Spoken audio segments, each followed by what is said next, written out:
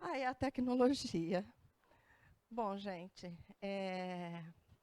então é com muita alegria que nós estamos aqui, né, na noite de hoje, reunidos em busca de aprendizado, né?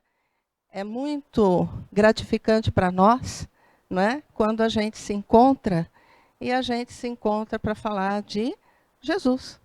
Quando a gente se encontra para falar, como o próprio mês sugere, sobre Allan Kardec, não é? Uma criatura que venceu obstáculos 1000, né? Para que a nossa doutrina ela pudesse estar conosco, sendo estudada, sendo avaliada, não é? Sendo sentida. E porque Allan Kardec ele fez um trabalho muito importante, e o mais importante de tudo foi ele trazer Jesus de volta, né? Ele fazer Jesus viver novamente em nossos corações. Então é com muita satisfação que nós chegamos à Casa Espírita, que é para que a gente possa aprender, que a gente possa sentir, que a gente possa, enfim, ser consolada, como a própria doutrina fala, né? Onde nós vamos obter esse consolo, onde nós vamos obter, né, o bom ânimo, a coragem, a esperança, né, para que a gente possa enfrentar as nossas dificuldades. Então, na noite de hoje, não sem exceção, estamos aqui. E nós temos a grata satisfação de termos aqui o nosso amigo Arthur, né, da cidade de São Carlos. Todo mundo, com certeza, já o conhece, né, já esteve aqui em nossa casa. E que nós possamos erguer os nossos pensamentos, né, os nossos sentimentos, para que ele possa ser envolvido em vibrações de muito carinho, né, que os bons espíritos possam auxiliá-lo, para que ele seja bastante feliz, né, na sua explanação, nas suas colocações. Tá certo? Então, seja muito bem-vindo à nossa casa, muito obrigado por ter aceitado o nosso convite. Antes de nós passarmos, né, a palavra a ele, nós temos o hábito de darmos alguns recados, né? E os recados hoje vai por conta de uma confraternização que vai ter lá, Confraternização Espírita de São Carlos, CONESC, onde o tema será a espiritualidade no mundo contemporâneo, né? Aqui, lá na frente, vocês vão encontrar alguns desses prospectos. Vocês precisam estar fazendo a inscrição, né? E será no dia 18 de novembro desse ano, lá na cidade de São Carlos. Qualquer informação, com certeza, no site, vocês vão estar recebendo do NEP, e aqui também tem, tá certo? Um outro também que a gente gostaria de convidar todos vocês, a Casa de Ismael, ela faz, há 6 anos, ela faz um encontro, que nós chamamos de encontro científico, filosófico e religioso, onde determinado tema é desenvolvido nas 3 áreas do conhecimento da doutrina espírita: ciência, filosofia e religião. E esse ano nós vamos ter como tema a caridade. A caridade como forma de mudança da humanidade. E nós vamos ter na parte científica o doutor Tácito Esgorlon, da cidade de Ribeirão Preto. Ele é presidente da AME, né, de Ribeirão Preto. Na parte religiosa, nós vamos ter o Márcio Correia, da cidade de São Carlos. E na parte filosófica, também da cidade de São Carlos, João Carlos Barreiro. Todos estão convidados. É preciso que se faça a inscrição, embora gratuito, é preciso que se faça a inscrição. É só entrar pelo site do Centro Espírita Ismael, não é? E lá vocês vão estar tendo todas as informações para as inscrições. Será no dia 11 de novembro, sábado, a partir das 15 horas.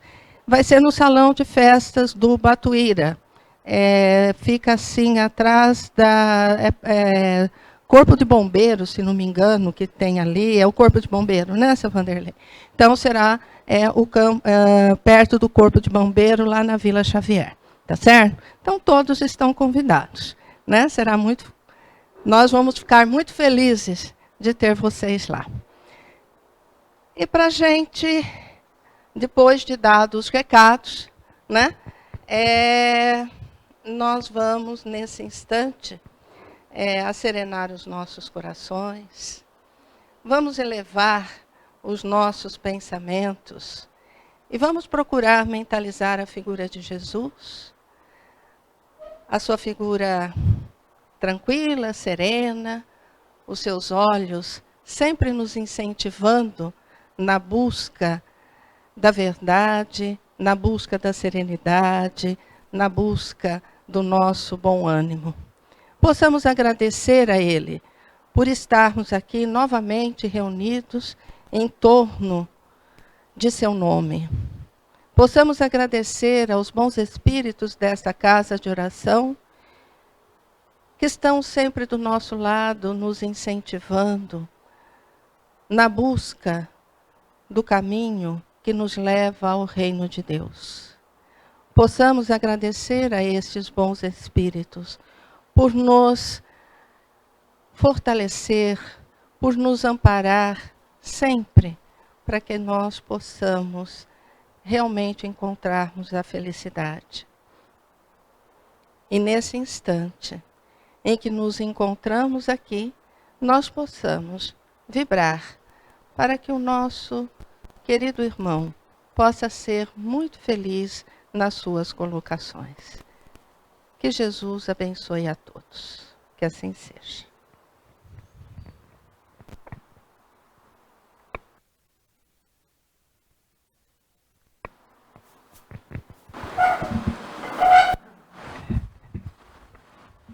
Boa noite a todos. Que a paz de Jesus nos envolva, nos inspire. Que todos aqui nesse momento, nesse ambiente, nos sintamos realmente como irmãos, como confrades que partiram desse mesmo ideal. Que a gente encontre nessas reflexões, quando nos unimos com aqueles que vibram conosco nesses ideais, que encontremos aqui alimento para a nossa alma, que encontremos aqui força para o nosso espírito, para que nós possamos ter a possibilidade de sermos realmente emissários da mensagem que nos chegou ao coração e ao intelecto, trazendo-nos um novo horizonte de vida, que possamos ser lá fora os legítimos emissários e continuadores de Kardec, na medida do nosso empenho como no dele, ou lembrando o dele, o nosso empenho por vivenciar essa mensagem. Porque esse será um pouco do tônus da nossa reflexão nessa noite. Perceber que Kardec não foi só o codificador dessa doutrina, mas Kardec foi realmente aquele que soube viver de acordo com aquilo que postulava.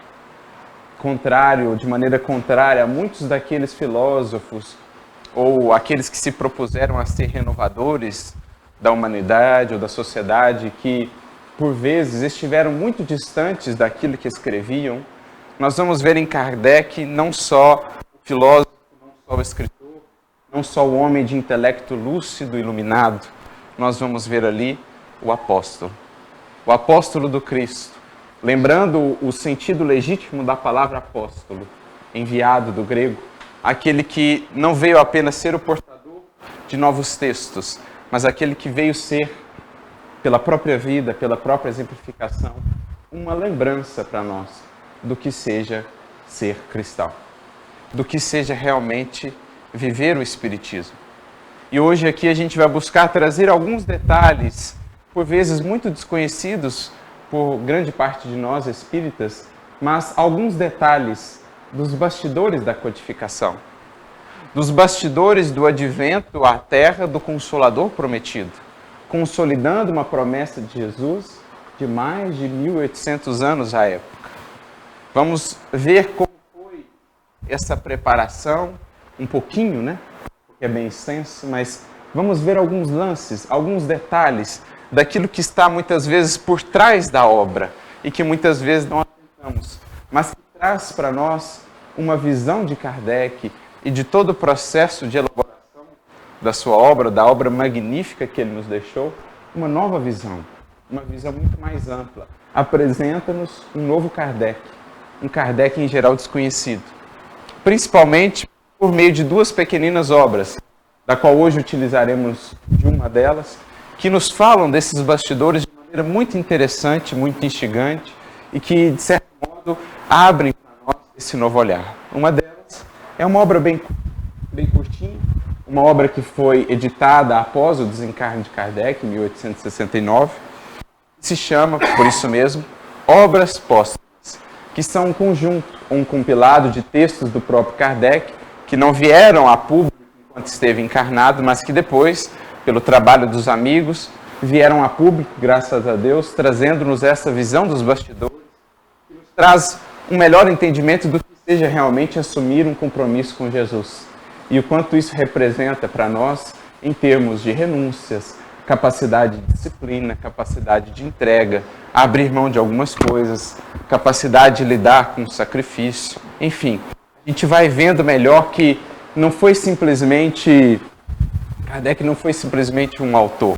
Quantas e quantas lutas ele teve que passar para que esses livros aqui estivessem hoje a nos consolar, a serem para nós esse apoio que nos consola diante da dor. Então, esse é um dos livros. E outro livro bem curtinho, que também indico, sobretudo a versão editada pelo Clarim, com o prefácio de Wallace Leal, um querido personagem dessas terras, que tanto marcou o espiritismo na região, Viagem Espírita em 1862. Quando nós vemos Kardec à la Paulo de Tarso, fazendo também as viagens para a expansão e divulgação daquela doutrina. Vemos os seus discursos na comunidade de Bordeaux, de Lyon, convivendo ali com os espíritas daquelas regiões, cada região com a sua característica específica, voltando à sua terra natal, a terra dos mártires, a grande Lyon, onde outrora viveram grandes apóstolos, como a gente vê no livro Ave Cristo, por exemplo. Não por acaso, ali ele renasceu e ali se iniciou esse projeto, como a gente gostaria de frisar, que não começou ali naquele século XIX, projeto que se iniciou bem antes, projeto que na verdade era o resultado, a consolidação daquela promessa feita há 20 séculos atrás. Naquele ambiente de mais intimidade, quando Jesus reunia os discípulos e os preparava para as dificuldades que estavam por vir. Ali, naquele momento, na última ceia, como nos narra João, no seu evangelho, dos capítulos 14 em diante, até o capítulo 16, quando nós vamos ver inúmeras referências a esse Consolador. À época, Jesus já preparava os discípulos, não só aqueles ali que conviveram diretamente com ele, para todas as dificuldades que caberiam aos seus continuadores na implantação daquele que é o objetivo principal do seu evangelho, o reino de Deus. Nós sabemos quais foram as lutas daqueles seguidores diretos. Após essa última reunião, as lutas que eles vivenciaram do momento da crucificação ou do momento da prisão de Jesus, até muitos deles até deixarem a matéria. Muitas vezes supliciados, perseguidos, atacados. Mas Jesus não preparava apenas eles. Ao falar desse Consolador, ele preparava todos os seus seguidores do futuro, como a nos dizer que, mais cedo ou mais tarde, quando de fato chegasse o momento, quando atingíssemos a maturidade necessária e quando a humanidade passasse por novos momentos culminantes na sua evolução, ele estaria de novo presente conosco. Não mais em carne e osso, vamos assim dizer, mas na figura de uma mensagem ou na figura de uma doutrina que estaria para sempre conosco dali por diante. Que faria parte, portanto, a partir daquele momento em diante na história da humanidade, faria parte do patrimônio, do arcabouço intelecto espiritual da humanidade, moral também, como orientador, como amparador, como iluminador desses caminhos que nós teremos de trilhar ainda em direção a uma nova era, em direção a uma nova humanidade. Até por isso, talvez, tenha ele usado o termo paracleto, do grego, que significa literalmente aquele que foi chamado a estar ao lado de. E, portanto, daí, figurativamente, aquele que foi chamado a amparar, a consolar, a alentar, a instruir, a defender, enfim, aquele que foi chamado a dar o braço, a ser esse sustentador, a ser esse consolador ante as transições que nos aguardam. Por isso, Emmanuel dirá também no seu livro A Caminho da Luz, que o Espiritismo chegou no momento psicológico adequado da humanidade, preparando o espírito humano para as transições que teremos de facear. E a gente já começa a ver essas transições se pronunciando no mundo. Quanto mais a gente lê o capítulo 24 do Evangelho de Mateus, quando Jesus pronuncia o seu conhecido sermão profético, mais a gente percebe o quanto o que ali está dito de maneira alegórica agora se torna tão patente.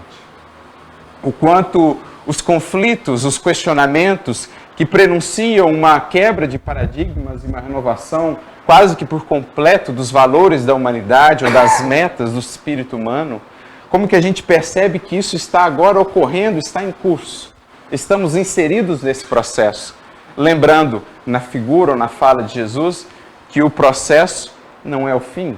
Essas dores e esses conflitos não são o fim do mundo, mas são processos que nos conduzirão a um fim de uma etapa, o fim de um ciclo evolutivo, tanto em termos coletivos como individuais, para o início de um novo ciclo. Por isso, Jesus comparará esse advento, essa mudança, essa transição, às dores do parto. O parto de uma nova humanidade.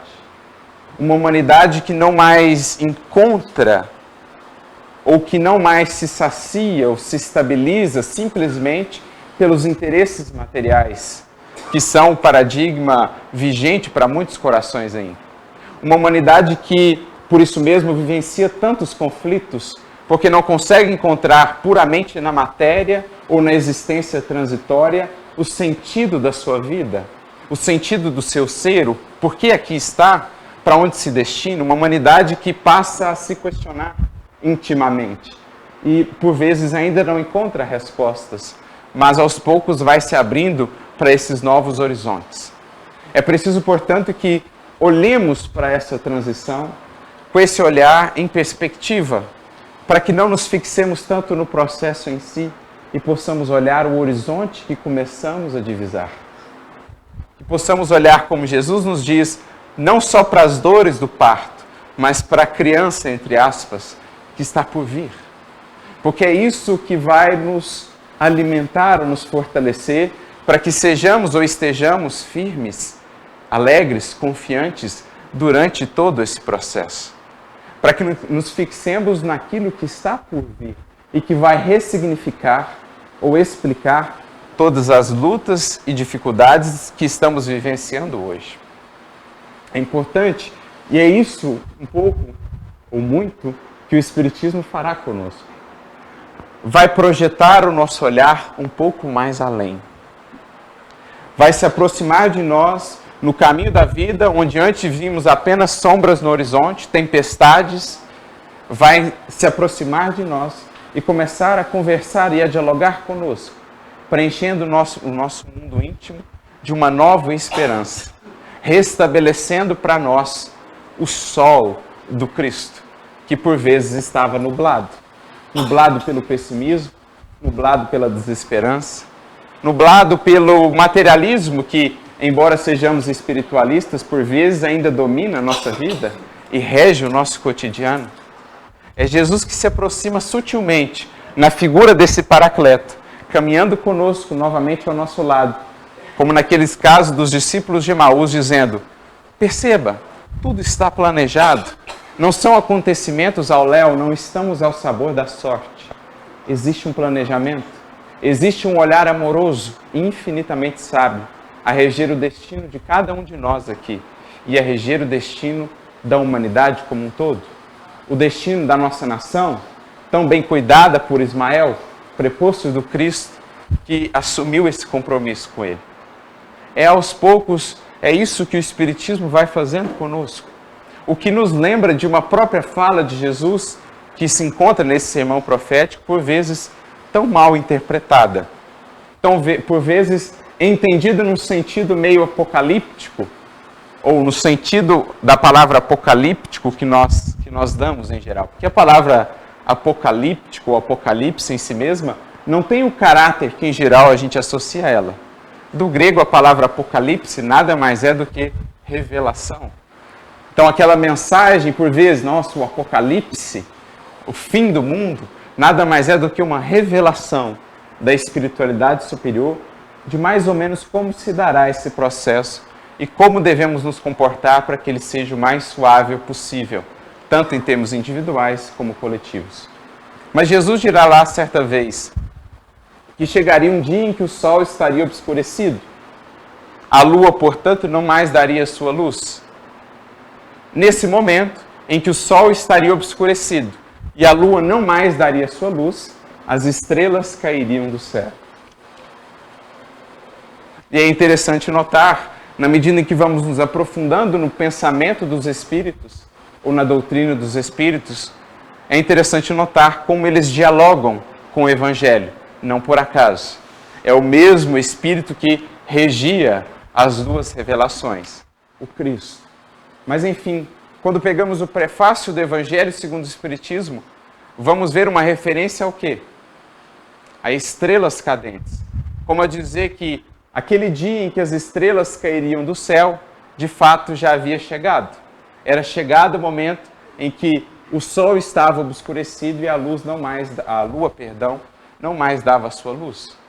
Algo que vai ser frisado em outras mensagens, por exemplo, a mensagem na Revista Espírita do Espírito Adolfo ou do Pur, bispo de Argel, quando ele vai falar no mesmo sentido dessas estrelas que haveriam de cair do céu. É esse, inclusive, o título da mensagem. As estrelas que haveriam de cair do céu. As estrelas cairão do céu. E ele vai reforçar que isso nada mais era do que aquilo que nós vivenciamos no advento do Consolador, quando os espíritos superiores, as estrelas ou as potências do céu, caíram novamente à terra, por toda a terra, trazendo novamente a luz que havia sido esquecida, trazendo novamente luz para os caminhos e para a visão humana, em sentido mais abrangente, em sentido mais profundo. Que sol era esse que estava obscurecido e que precisava essa luz ser resgatada? Senão o sol do Cristo, ou o sol do seu Evangelho, que estava obscurecido, que estava trancafiado, que estava preso ou amarrado a uma compreensão dogmática e, portanto, muito aquém de toda a luz que poderia nos dar. Depois de séculos de dominação religiosa e má interpretação daqueles que eram seus textos, aqueles textos divinos. O que era essa luz essa lua que não mais trazia sua luz, senão aquela lua que tinha por tarefa refletir a luz do sol, mas que desejou se sobrepor ao sol, portanto, não mais trazendo a sua luz, senão aquelas instituições e aqueles indivíduos que assumiram a tarefa de serem na terra refletores da luz do Cristo, mas que se esqueceram dessa tarefa, que intentaram se sobrepor ao sol, o eclipsando e não mais permitindo que aquela luz fosse acessada. Então essa fala de Jesus é um reflexo, ou uma descrição simbólica e bem breve, daquilo que nós encontrávamos como contexto no século XIX.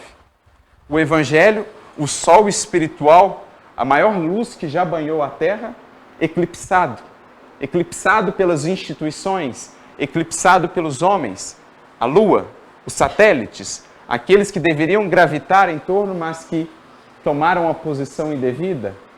Essa Lua, portanto, que não dava mais luz, porque a Lua só dá luz quando reflete a luz daquele que realmente tem luz para dar. Então éramos nós, a Lua que não dava luz. Nesse momento, naquele contexto, as estrelas, portanto, convocadas pelo alto a pedido do Mestre, caem do céu. E por isso os espíritos se comparam, no prefácio do Evangelho segundo o Espiritismo, a estrelas cadentes, que vêm novamente iluminar o caminho e abrir os olhos aos cegos. Era o advento do Consolador, a promessa que enfim se concretizava. Num século de muitas conquistas para a humanidade, mas também de muitas dificuldades. Num século que, fugindo daquela dominação da religiosidade imposta, da religiosidade dogmática, da religiosidade que fugia ao raciocínio, à luz da razão, aquela religiosidade que, portanto, criou uma grande resistência nos corações, a humanidade encaminhou-se para um extremo oposto, de um racionalismo exacerbado, frio, menosprezando todas as conquistas do espírito e da fé. Era, portanto, um século difícil para o cristianismo. A razão entronizada e tudo aquilo que dizia respeito à fé era relegado ao segundo plano, como fazendo parte de um passado obscuro da humanidade. Mas é nesse contexto em que as condições pareciam as mais adversas, foi justamente aí que o Espiritismo, ou que o Consolador, encontrou um solo fértil para trazer-nos uma diferente abordagem com relação ao Evangelho, ou com relação à nossa experiência religiosa. Desmitificando a figura do Cristo, desmitificando muitas das passagens do Evangelho e trazendo-nos um entendimento de vida espiritual mais simples, mais aliado à razão e à lógica, ao bom senso, mas também ao sentimento nobre que ilumina essa razão. Uma proposta de religiosidade ou uma aliança proposta entre o Evangelho, a ciência e a filosofia, por que não? Por que enxergar essas três forças como concorrentes, se na verdade são aliadas? São aliadas ou são companheiras, cada uma com a sua tarefa em específica, mas todas com o objetivo primordial: desvelar para nós a grandeza divina, a grandeza das leis do Criador, apresentando, portanto, naquele contexto, um entendimento diferente do Evangelho, mais condizente com a maturidade do espírito humano à época. Mas para isso, era preciso alguém que estivesse à altura de tarefa de tamanha dificuldade. Era preciso de alguém que estivesse realmente comprometido com a verdade e não com os interesses pessoais ou não com a sua imagem. Como vamos ver no século XIX e depois, de maneira muito abundante, aqueles filósofos que mais estavam preocupados com a sua imagem, efetivamente, do que com a verdade ou com a iluminação das consciências.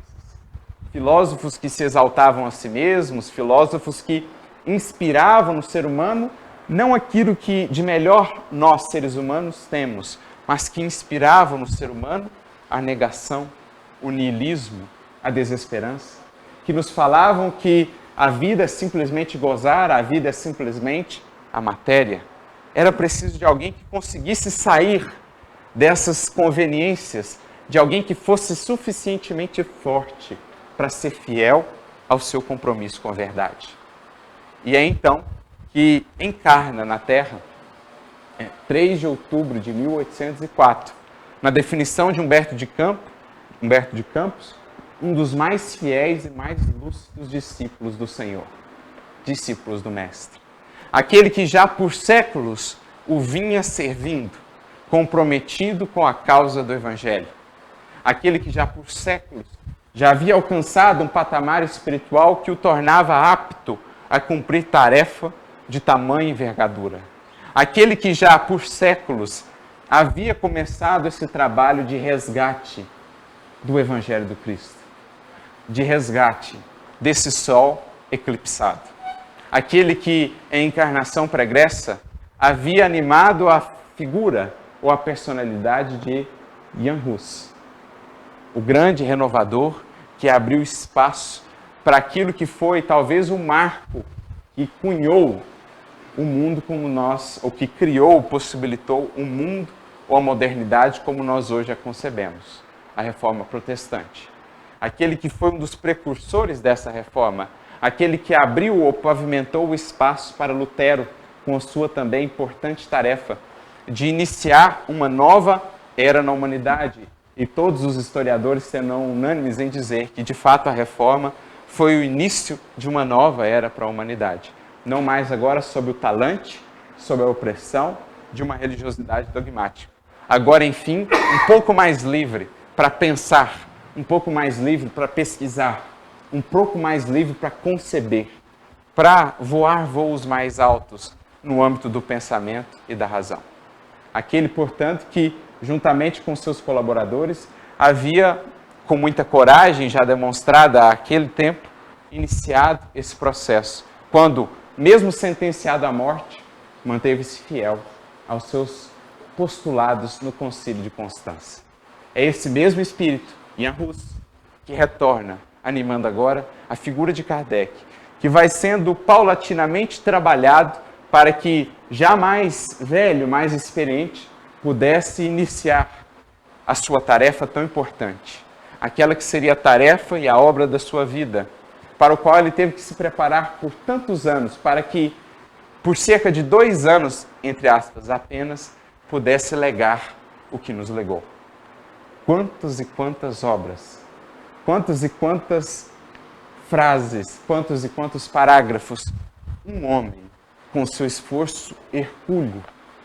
Não só isso, não só o esforço de escrever as obras que nós temos em mãos, todos os fascículos da Revista Espírita, as 5 obras da codificação, mas responder a milhares e milhares de cartas, atender em sua casa a príncipes e a mendigos que o buscavam buscando esclarecimento, abrir uma escola para crianças, para ensiná-las, desenhar novos projetos, ler para aumentar o seu cabedal de cultura, para que pudesse dialogar com todas as vertentes filosóficas do seu tempo, a gente fica a pensar, como esse homem foi capaz de fazer tanto?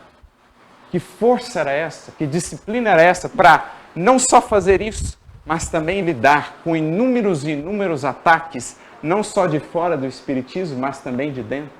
Daqueles que outrora amigos, depois o traíram e o atacaram, o caluniaram, sem nunca perder a compostura, sem nunca perder o tato, sem nunca deixar de faltar com a caridade. Que homem era esse? Que espírito grandioso era esse? Que foi escolhido, não por acaso, para levar a cabo essa que era uma tarefa tão importante, resgatar o Evangelho do Cristo para as consciências, resgatar o Evangelho do Cristo para o 3º milênio, resgatar o Evangelho do Cristo, para que ele possa ser, sim, o norteador de uma nova era, de uma nova humanidade, moldada pelos exemplos do Mestre, construída ou balizada sobre os fundamentos que repousam em Cristo e na sua boa nova. A nova humanidade, como diria o apóstolo Paulo, construída a partir daquele modelo, a regeneração. Quem é esse Espírito? Que teve que, lembrando aquilo que passou em uma encarnação pregressa, que teve que lidar novamente com as fogueiras, com as chamas da perseguição. Outrora, enquanto em Hus, o seu corpo foi aquele queimado. Depois, como Allan Kardec, as suas obras, em 9 de abril de 1861, naquele que ficou conhecido como o Alto de Fé de Barcelona, também uma data marcante agora de outubro, perdão. Outrora, disse ele, prestes a ser queimado vivo, fazendo uma analogia com o seu nome, que em tcheco era ganso. Hoje vocês queimam um ganso ou um pato, mas um dia virá um cisne que voará tão alto que as suas chamas, as suas labaredas não alcançarão. E de fato as labaredas vieram, mas não alcançaram o cisne, porque ele voou tão alto, que sequer o arranharam, que sequer arranharam as suas ideias, pelo contrário, quando julgavam queimá-las, apenas potencializaram ainda mais a luz daquele espírito, a luz da grandiosidade dessa doutrina. Esse é Allan Kardec. Essa é a mensagem que nós temos em mãos, de um espírito, na definição de Humberto de Campos, que relembramos, um dos mais fiéis e mais lúcidos discípulos do Mestre. Então a gente vai vendo que o que está consubstanciado nos livros que nós hoje lemos e que são para nós norteadores de vida, que trazem novamente consolo, esperança, que nos orientam a ação no mundo para que possamos semear melhores sementes hoje para uma melhor colheita amanhã, não está ali apenas o fruto do intelecto ou do pensamento de homem. Estão ali lágrimas, estão ali suores, estão ali renúncias, estão ali sacrifícios, está ali a saúde daquele espírito que precisou por várias vezes ter a sua atenção chamada pelos discípulos, pelos espíritos, porque trabalhava por demais, comprometendo a sua saúde. Não por uma vez apenas, o seu médico amigo, já desencarnado, teve de voltar para lhe dizer: trabalhe menos. Trabalhe menos, caso contrário, você não será capaz de cumprir a sua tarefa.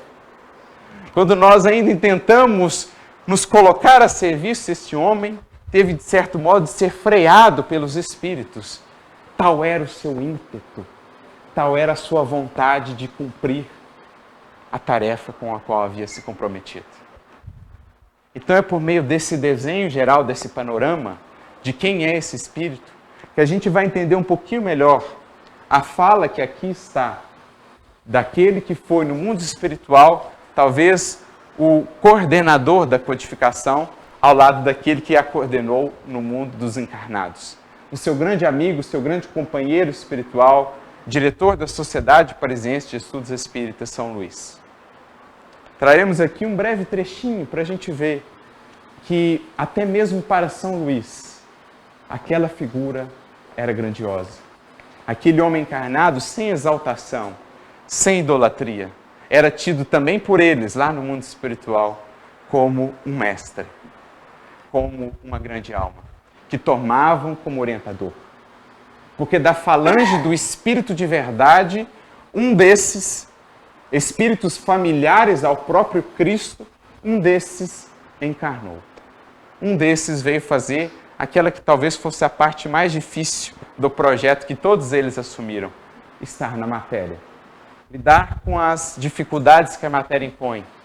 Lidar com o cansaço do corpo físico. Lidar com as perseguições. Lidar, enfim, com tudo aquilo que ele teve que lidar tão bem, soube lidar tão bem. Mas São Luís vai nos dizer, vai nos trazer algumas palavras, isso encontra na segunda parte das obras póstumas, quando nós temos toda uma compilação de textos dos bastidores do processo de desenvolvimento da codificação. Desde os textos em que Kardec vem a saber da sua missão, os textos em que ele vai explicando, demonstrando os diálogos dele com o Espírito de Verdade, com Zéfiro, com outros amigos, enfim, como ele veio a tomar contato com os fenômenos, como ele foi aos poucos na casa de Senhorita Planezon, entrando em contato e percebendo a dimensão do que ali estava diante dos seus olhos, não simplesmente algo para entreter, como muitos pensavam, mas uma nova, ou toda uma revelação que haveria de mudar para sempre os panoramas da humanidade. Enfim, chega um momento em que ele vai narrar a sua experiência durante a obtenção ou a escrita daquilo que veio a ser conhecido como o Evangelho segundo o Espiritismo, que teve um primeiro nome, Imitação do Evangelho. A gente vai perceber, a gente vai saber que Kardec, por um tempo, se afastou de Paris e foi para a região costeira da França para estar ali mais íntimo com os espíritos, para escrever essa obra. Ele se dirigiu a Saint-Adresse, onde ficou por alguns meses pensando, matutando, meditando sobre aquela obra, sem avisar a ninguém o que ele planejava. Mas, nesse momento, pouco depois, ele recebe algumas comunicações dos espíritos com relação à obra que planejava, algumas orientações com relação ao alcance dessa obra e o que ela despertaria, principalmente em termos de resistência. Afinal de contas, agora, pelo menos na nossa visão, ele alcançava o cerne da sua tarefa, que era justamente chegar ao Evangelho. Havia trazido já o Livro dos Espíritos, que trazia todos os fundamentos de um novo entendimento e de uma nova visão para que a gente pudesse olhar para o Evangelho com um novo olhar. Havia também já produzido o Livro dos Médiuns, aumentando esse nosso entendimento das leis espirituais. Agora ele chegava num ponto culminante. Não por acaso, talvez, seja essa a obra central. Duas para cá, duas para lá e essa no centro, como a nos dizer que ali estávamos chegando, de fato, num momento muito importante, que era, de novo, trazer o sol do Evangelho para as consciências. E é nesse momento que os Espíritos o alertam. A obra a que se propõe se realizar vai despertar muitas resistências. Esteja preparado, meu amigo, porque se até agora começastes com o pé direito e se até agora não fraquejastes, agora enfrentarás de fato os momentos talvez mais intensos da perseguição e dos ataques, porque vais mexer com aquilo que é o fundamento maior, aquilo que é o maior tesouro que já foi concedido às criaturas humanas e que estava distanciado ou que estava obscurecido. Portanto, não é do interesse das forças contrárias ao progresso da humanidade que esse evangelho venha de novo, com sua clareza e com sua universalidade, a lume. Não é do interesse das forças encarnadas e desencarnadas que a mensagem do Cristo esteja de novo ao alcance do entendimento dos corações e das consciências humanas. Portanto, esteja preparado. Mas ele não só o alerta, ele fala também, ou o orienta, o consola de certo modo, de que ele tinha sim capacidade para o fazê-lo. Que não fora escolhido por acaso, que fora escolhido a dedo, diretamente pelo mestre de todos nós, para levar a cabo aquela tarefa. E é assim que em determinado momento São Luís vai dizer a ele, isso está em Obras Póstumas, quando Kardec vai falar sobre a imitação do Evangelho, uma coletânea de textos. Escolhendo-te, os Espíritos sabiam da solidez de tuas convicções. São Luís dizendo a ele, nós, os Espíritos, sabíamos da solidez das tuas convicções. Nós sabíamos que, mesmo sob as maiores pressões, permanecerias sólido, firme, como outrora demonstraste em vida, enquanto em Aarhus e em outras experiências. Nós sabíamos muito bem que eras como um diamante, duro, rígido, resiliente, como um diamante. E que a tua fé, como uma muralha de bronze, resistiria a todos os ataques. Olha que definição.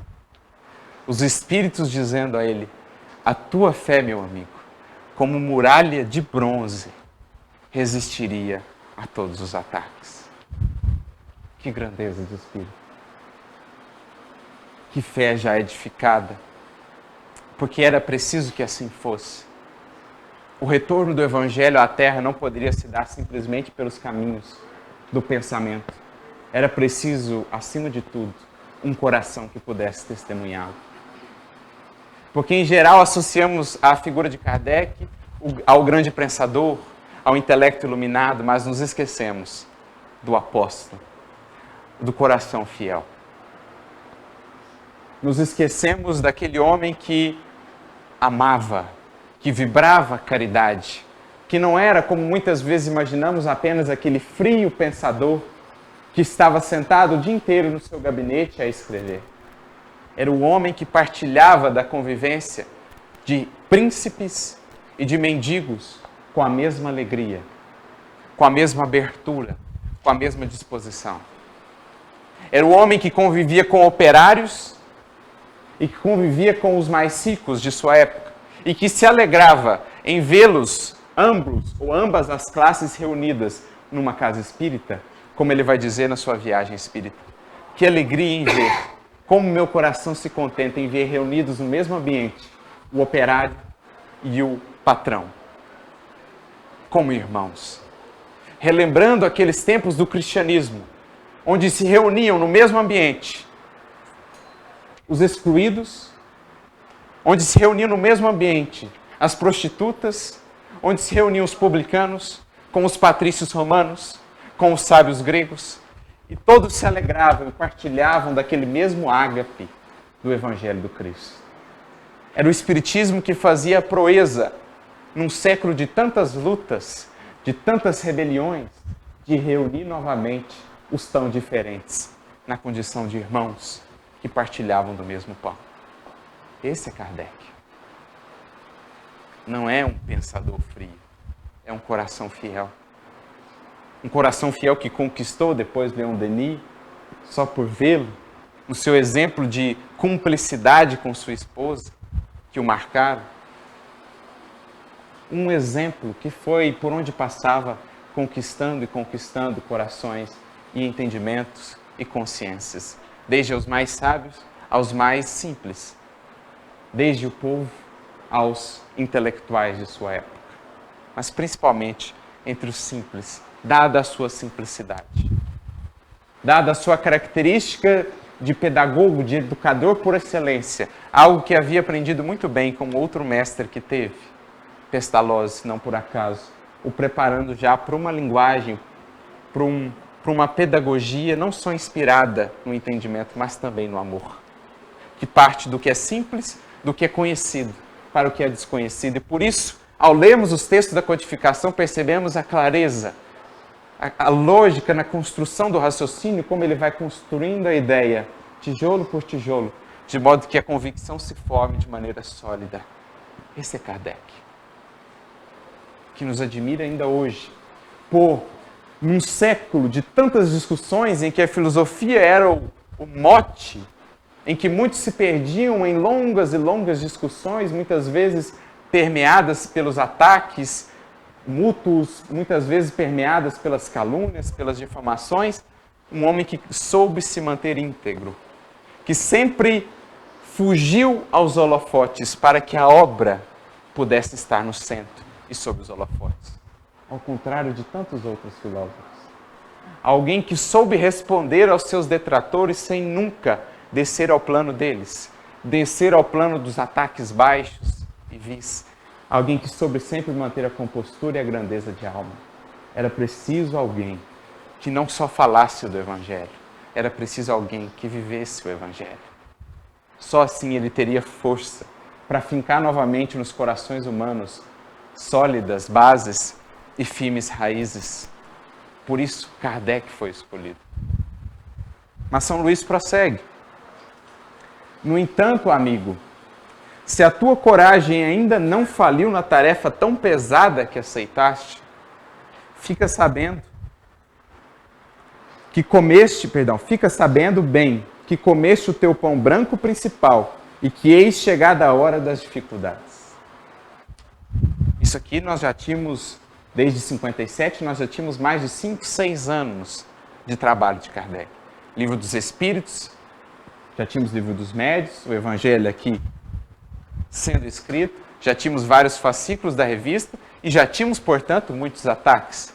Mas os Espíritos vêm e dizem para ele, já depois de 5 anos de luta, de empenho, até agora as coisas foram fáceis. Até agora você comeu só do pãozinho mais macio. Agora é que a coisa vai pegar mesmo. Agora é que o bicho vai pegar. Porque é assim. Trabalhar com Cristo, começar é fácil. Perseverar é difícil. Chegar ao fim, na definição de Emmanuel, é crucificar-se. Chegar ao fim, concluir a obra, é realmente, ou demanda realmente de nós, muito amor. Muito amor por esse mestre. Muito amor pela causa da verdade e do bem. Mas ele tinha de sobra. Os Espíritos só vieram relembrá-lo para que estivesse firme, comprometido. Sim, caro mestre. Veja, São Luís o chama de mestre. São Luís, o orientador da Sociedade Parisiense de Estudos Espíritas, dirige-se a Kardec como mestre.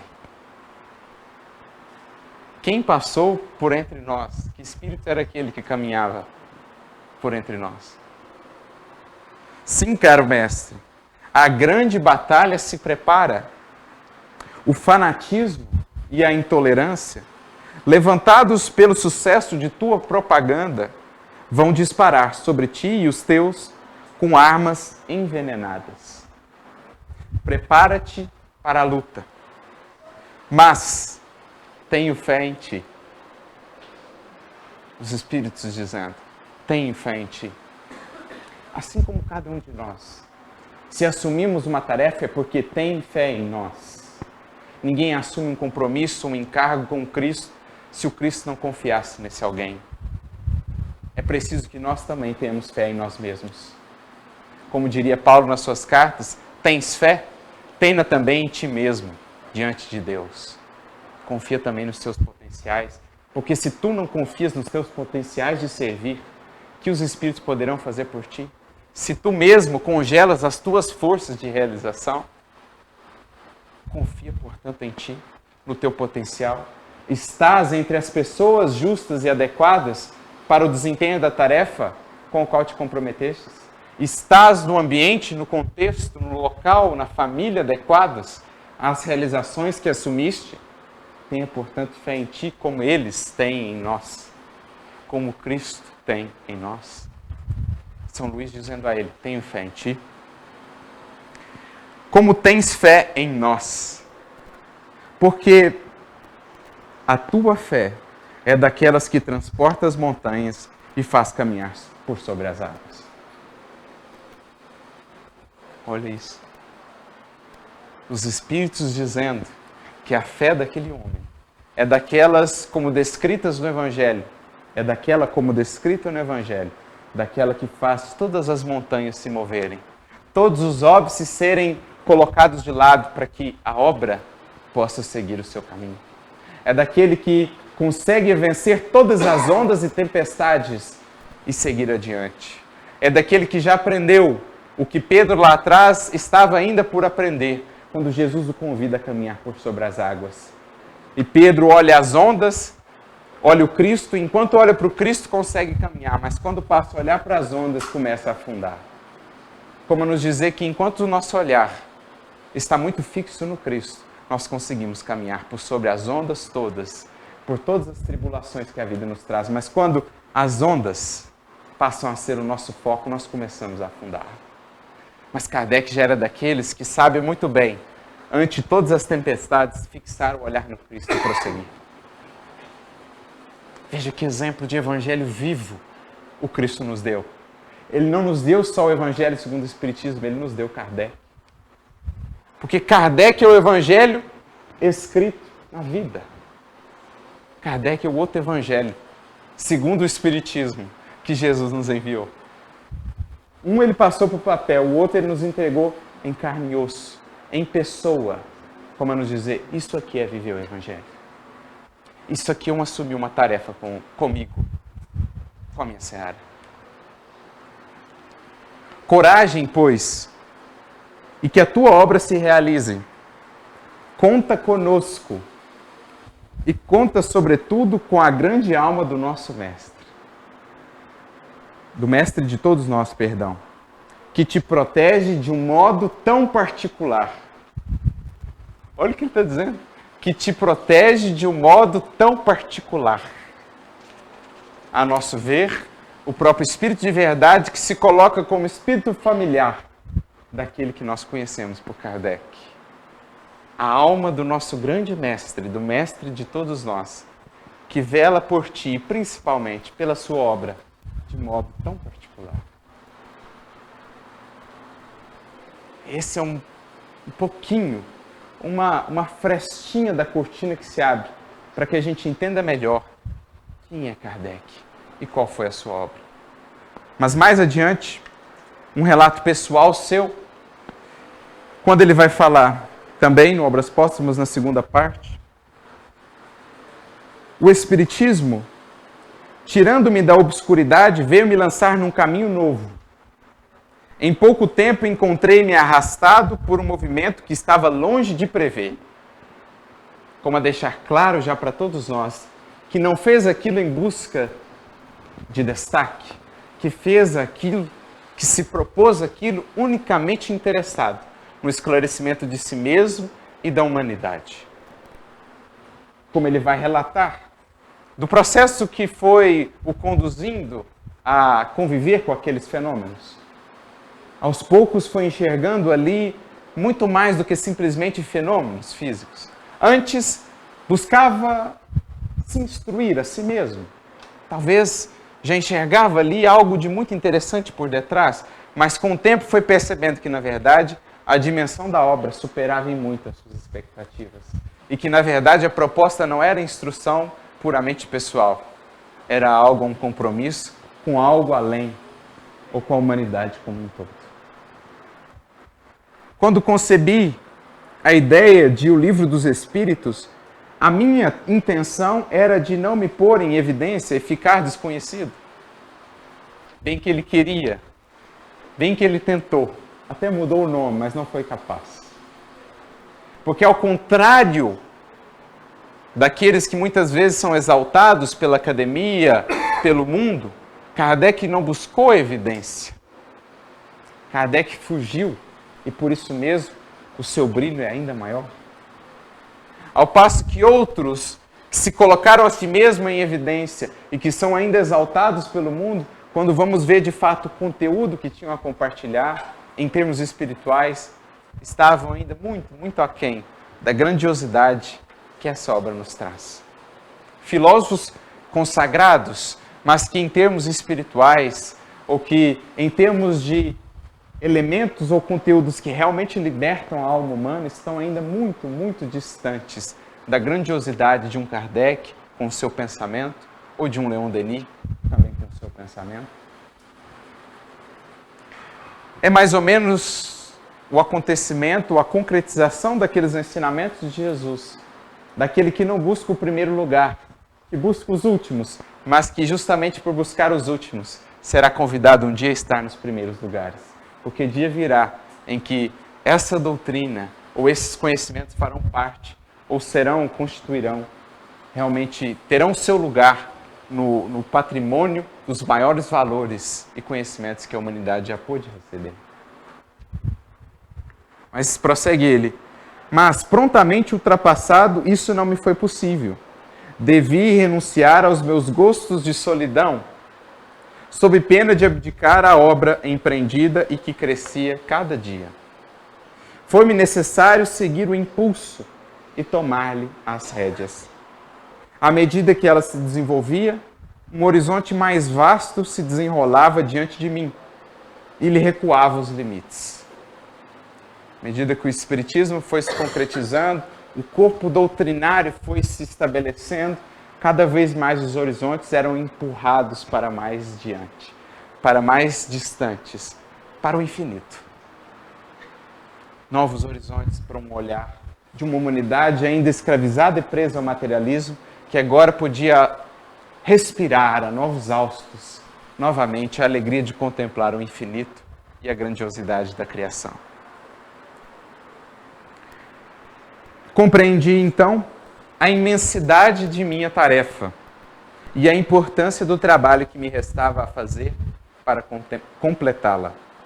As dificuldades e os obstáculos, longe de me assustarem, redobraram a minha energia. Quando muitas vezes são para nós motivo de desânimo, de abatimento, de desistência, para aquele com o coração comprometido, eram, na verdade, mais lenha para encandecer, incendiar aquele fogo sagrado que o inspirava na busca pela verdade, na divulgação do amor e do bem. Vi o objetivo e resolvi alcançá-lo com a assistência dos bons espíritos. Senti que não tinha tempo a perder e que não o perdi nem em visitas inúteis, nem em cerimônias ociosas. Essa, a doutrina espírita, foi a obra de minha vida. Dei-lhe todo o meu tempo. Sacrifiquei-lhe o meu repouso, a minha saúde, porque o futuro estava escrito diante de mim, em caracteres irrecusáveis. É o que hoje nós temos em mãos, meus amigos. O futuro escrito diante de nós, em caracteres irrecusáveis. Agradeçamos, portanto, ao sacrifício, exaltemos, portanto, o trabalho desse Espírito que renunciou a si mesmo para que a luz pudesse para nós novamente brilhar. A luz daquele sol eclipsado pudesse novamente banhar os corações e consciências da humanidade. Aliás, é essa uma das características da luz. Tudo aquilo que gera luz consome a si mesmo. Vide o sol, vide a luz, a lâmpada elétrica, vide a mais pequenina vela. Para que haja luz, é preciso desenvolver a capacidade de renunciar. E este homem, como poucos, renunciou a si mesmo e a tudo que tinha para que a luz do Cristo pudesse novamente para nós brilhar. Agradeçamos, portanto, a Kardec e sejamos como ele, luzes, embora menores, embora pequeninas, luzes a brilhar no caminho dos corações e das consciências. Que Deus os abençoe a todos, muita luz e muita paz.